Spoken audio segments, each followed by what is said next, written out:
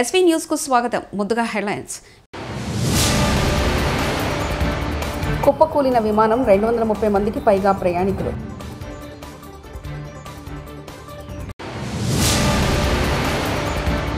కూటమి ఏడాది పాలనపై వైఎస్ఆర్సీపీ బుక్ రిలీజ్.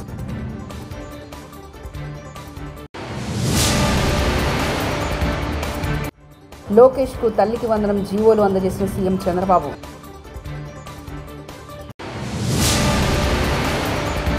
సినీ నటి కల్పికపై కేసు నమోదు.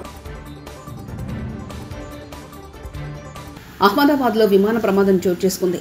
మేఘాలయలో ఎయిర్ ఇండియా విమానం టేకాఫ్ అయిన వెంటనే కుప్పకూలింది. ప్రమాద సమయంలో విమానంలో 242 మంది ప్రయాణికులు ఉన్నట్లు తెలుస్తుంది. షాహీబాగ్ హోటల్ సమీపంలో విమానం కూలడంతో పరిసర ప్రాంతాల్లో దట్టమైన పొగలు అలుముకున్నాయి. వెంటనే అలర్ట్ అయిన స్థానికులు అధికారులకు సమాచారం అందించారు. ఘటనా స్థలానికి చేరుకున్న అధికారులు, ఫైర్ సిబ్బంది ప్రయాణికులను రక్షించేందుకు సహాయక చర్యలు చెప్పారు. బాధితులను అంబులెన్స్లో హుటాహుటిగా ఆసుపత్రికి తరలించారు.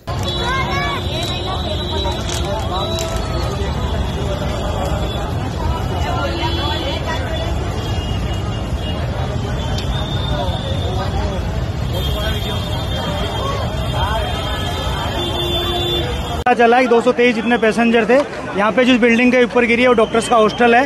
तो इंसिडेंट बनने के विदिन 2-3 मिनट्स में पुलिस, बाकी सभी बॉडियाँ, सिविल एडमिनिस्ट्रेशन, कॉर्पोरेशन वगैरह सभी लोग आ गए थे। फायर फाइटर वगैरह स्थल पे हाजिर है। लोगों को बचाने की और रेस्क्यू करने की कार्रवाई जारी है। ऑलमोस्ट 70 से 80% एरिया हमने क्लीन कर लिया, बाकी आने समय में हम लोग क्लियर कर लेंगे।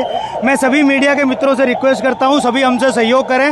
जितनी पुलिस और उसके अलावा जितनी भी agency, army, BSF, CISF, corporation, collector office के सभी स्टाफ सभी यहाँ काम में लगे हुए हैं।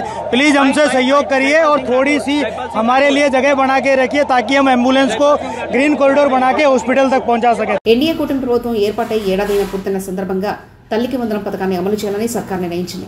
ఇందులో భాగంగా ఈ రోజు విద్యాశాఖ మంత్రి నారా లోకేష్ కు తల్లికి వందనం జీవోలను సీఎం చంద్రబాబు అందజేశారు. ఏడాది కూటమి ప్రభుత్వ పాలనపై మంత్రి లోకేష్ తో కలిసి ముఖ్యమంత్రి మీడియా సమావేశం నిర్వహించారు.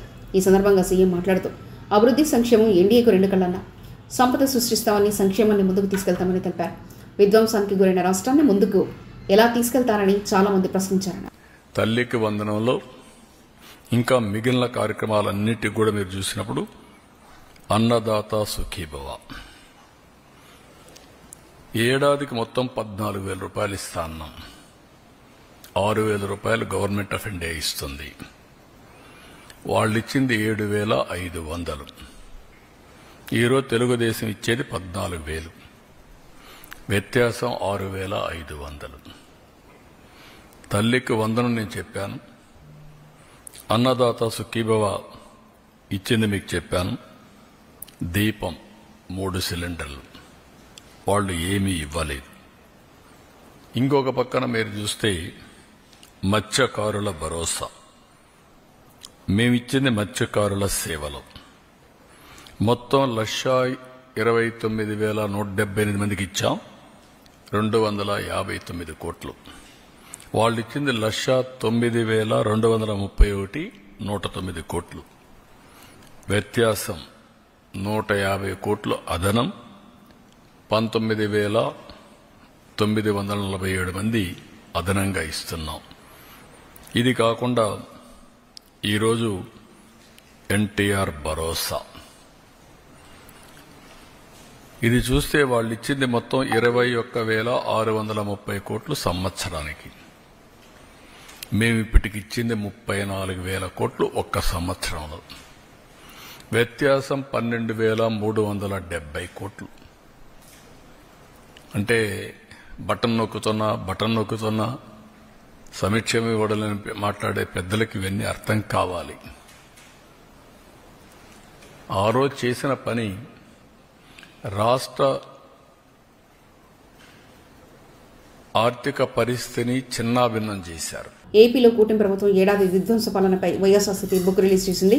జగన్ అంటే నమ్మకం, చంద్రబాబు అంటే మోసం పేరుతో పుస్తకాన్ని party state coordinator Sajjala Ramakrishna Reddy విడుదల చేశారు. ఈ కార్యక్రమంలో పార్టీ నేతలు అంబటి రాంబాబు, విడుదల రజని, మల్లాది విష్ణు, ఎమ్మెల్సీలు లేలా అప్పిరెడ్డి, వరదు కళ్యాణి, జూపిడి ప్రభాకర్ రావు, ఎమ్మెల్యే చంద్రశేఖర్ తదితరులు పాల్గొన్నారు. అటు ఇటుతో ప్రభుత్వం అనేది ఒక మామూలు దీనిగా జరుగుతుంటుంది. పాలనా వ్యవహారాలు. కానీ 2019-24 మధ్య ఇంతే ల్యాండ్ స్లైడ్ విక్టరీతో. ఇంతకంటే ఎక్కువ, ఎందుకంటే ఒకే పార్టీ ఏకాకగా ఒక సింగిల్ పార్టీగా వైఎస్ఆర్సీపీ పోటీ చేసి ఆ రోజు 151 సీట్లతో గెలిచినప్పుడు ఇదే రకంగా ఒక ఘనమైన విజయంతో 19లో పాలన మొదలుపెట్టారు జగన్మోహన్ రెడ్డి గారు. సో అప్పటికి ఒక గీటురాయి ఏర్పాటు చేశారు, ఒక కొలమానం కొలబద్ద 19-24 మధ్య తన పాలనతో జగన్మోహన్ రెడ్డి గారు. 24 అంటే ఏడాది క్రితం చంద్రబాబు నాయుడు గారు మళ్ళీ అధికారంలోకి వచ్చారు. 3 పార్టీలు కలిసి భారీ మెజారిటీతో, అత్యంత భారీ మెజారిటీతో అధికారంలోకి వచ్చాడు 3 పార్టీలు కలిసి. అప్పటి నుంచి ఈ సంవత్సరం అయింది. ఇప్పుడు సహజంగానే జగన్మోహన్ రెడ్డి గారి పాలనలో తొలి ఏడాది, చంద్రబాబు నాయుడు గారి పాలనలో తొలి ఏడాది ఎట్లుంటుందనేది కంపారిజన్ రాష్ట్ర ప్రజలందరూ గమనిస్తున్నారు. మేధావులు, విశ్లేషకులు కూడా దాన్ని అనలైజ్ చేస్తున్నారు.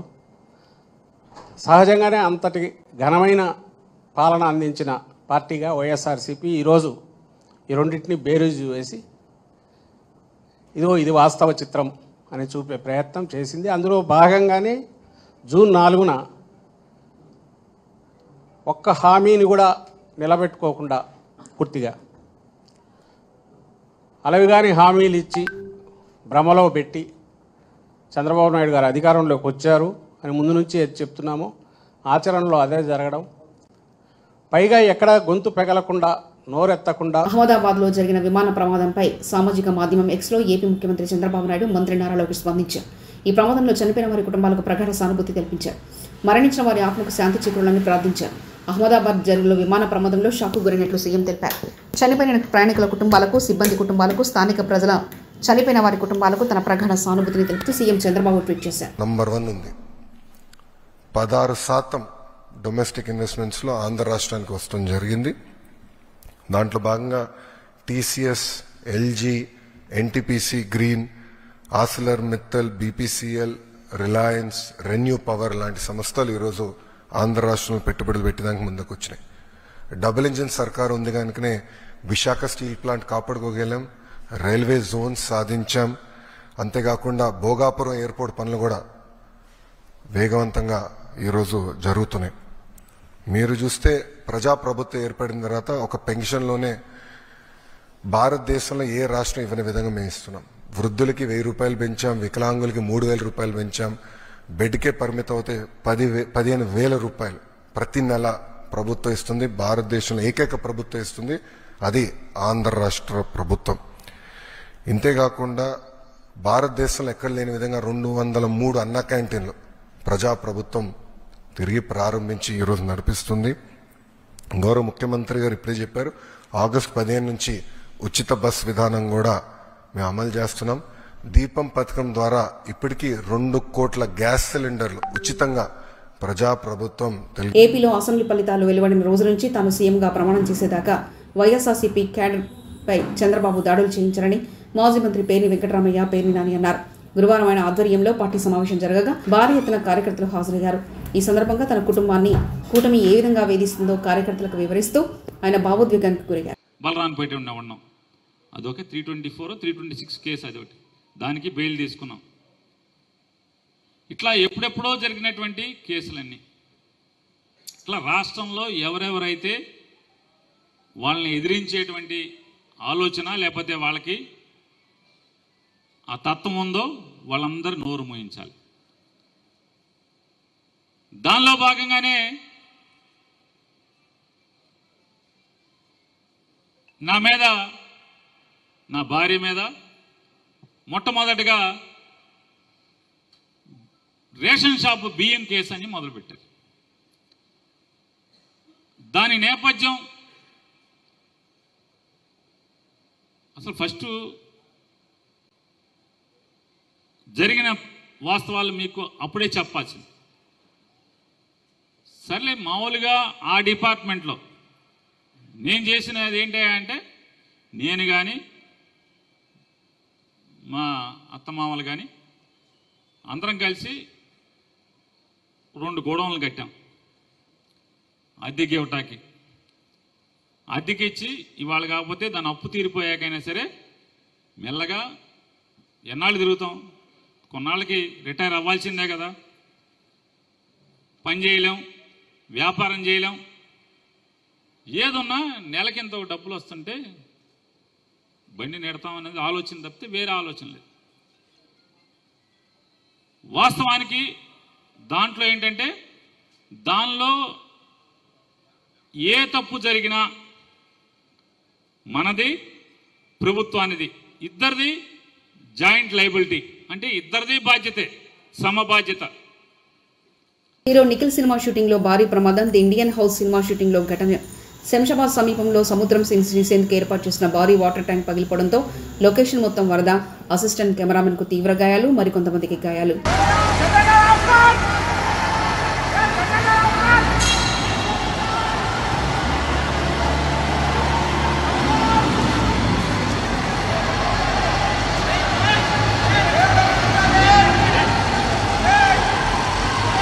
టాలీవుడ్ నటి కల్పికకు ఊహించని షాక్ తగిలింది.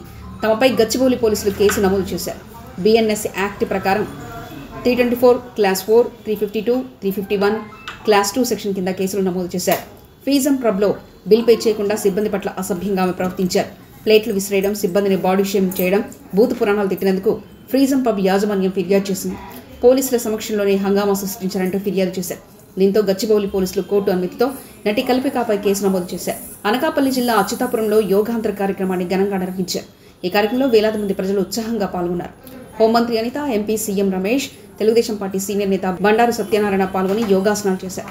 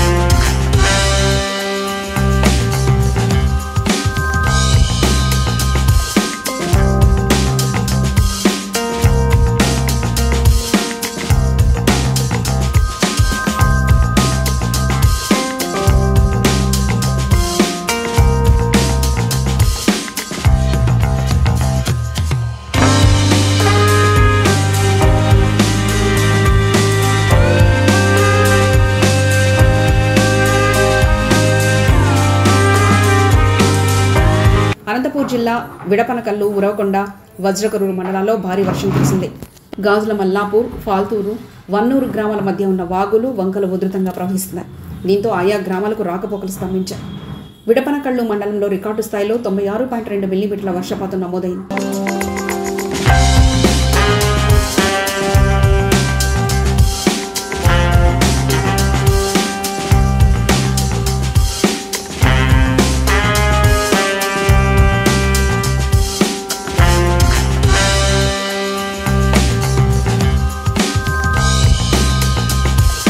వర్ధనపేట పట్టణ కేంద్రంలోని ఫిరంగిగడ్డ అంగన్వాడీ కేంద్రం, ఐసీడీఎస్ వర్ధనపేట ప్రాజెక్టు వారి ఆధ్వర్యంలో అమ్మమాట అంగన్వాడీ బాట కార్యక్రమాన్ని ప్రారంభించిన గౌరవ వర్ధనపేట నియోజకవర్గ ఎమ్మెల్యే విశ్రాంత ఐపీఎస్ అధికారి కేఆర్ నాగరాజు.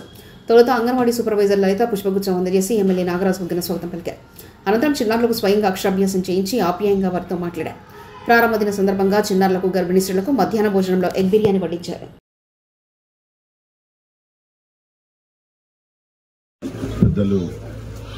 వరంగల్ జిల్లా DWO శ్రీమతి రాజమణి గారు, Wardhannapet CDPO Srimathi Devara garu, commissioner Sudheer Babu, market chairman Narkuru Venkataiah, ICDS supervisor Srimathi Lalitha garu, మరియు మండల అధ్యక్షులు సత్యన్న, నగరాధ్యక్షులు వైఎస్ సురేష్, బ్లాక్ అధ్యక్షులు రాజిరెడ్డి, యూత్ అధ్యక్షులు భాను ప్రసాద్ మరియు మాజీ కార్పొరేటర్లు, సీనియర్ నాయకులకు అందరికీ కూడా నా నమస్కారాలు. అలాగే ఈరోజు అమ్మ మాట అంగన్వాడీ బాట కార్యక్రమానికి వచ్చిన కుప్పకూలిన విమానం, 230 మందికి పైగా ప్రయాణికులు.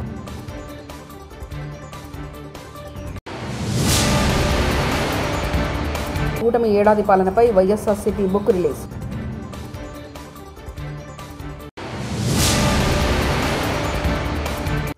లోకేష్కు తల్లికి వందనం జీవోలు అందజేసిన సీఎం చంద్రబాబు.